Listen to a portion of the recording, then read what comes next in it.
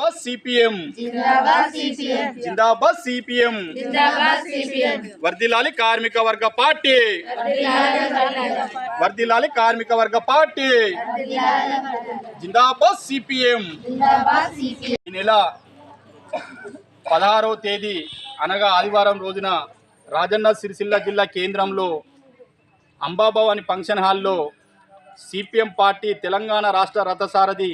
Comrade John Wesley గారు విచ్చేస్తున్న సందర్భంలో మరి ఈరోజు సిపిఎం పార్టీ కార్మిక వర్గ పార్టీ కాబట్టి, కర్షకుల పార్టీ కాబట్టి, పేదల పార్టీ కాబట్టి, బడుగు బలహీన వర్గాల పార్టీ, నిరంతరం వారి హక్కుల కోసం కొట్లాడే పార్టీ ఏదైనా ఉన్నదంటే అది భారత కమ్యూనిస్టు పార్టీ సిపిఎంగా చెప్పుకోవాలి. అటువంటి సిపిఎం పార్టీ విస్తృత స్థాయి సమావేశం ఏదైతే ఉందో రాజన్న సిరిసిల్ల జిల్లాకు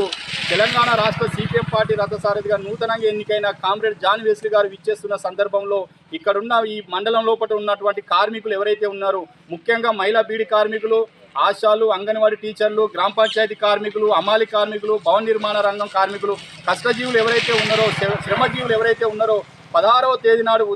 ఆదివారం నాడు ఉదయం 11 గంటలకు అంబాభవాని ఫంక్షన్ హాల్కు సిరిసిల్ల బస్టాండ్కు రావాలని చెప్పి పెద్ద ఎత్తున ఈ కార్యక్రమాన్ని విజయవంతం చేయవలసిన బాధ్యత కూడా శ్రామికులుగా, కర్షకులుగా ఉన్నది. కాబట్టి ముఖ్యంగా బీడీ మహిళా కార్మికులు కూడా ఎన్నో సమస్యలు ఎదుర్కొంటారు. కాబట్టి ఆ రంగం మీద కూడా అక్కడ విస్తృత స్థాయి సమావేశంలో ఈ విషయాలు దృష్టికి వస్తాయి. కాబట్టి ఆ దిశగా ఇక్కడ నుంచి కూడా